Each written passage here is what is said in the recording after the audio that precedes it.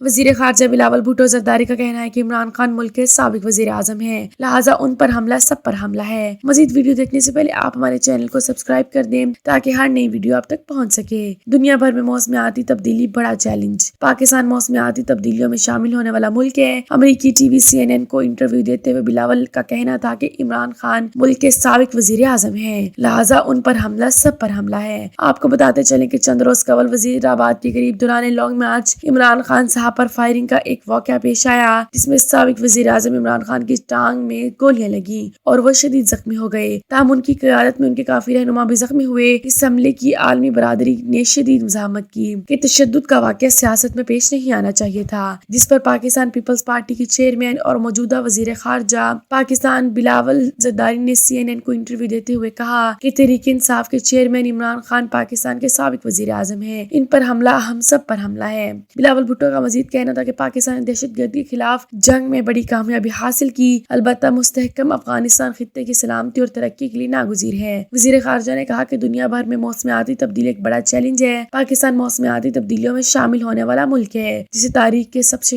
شدید سیلابی صورتحال کا سامنا کرنا پڑا۔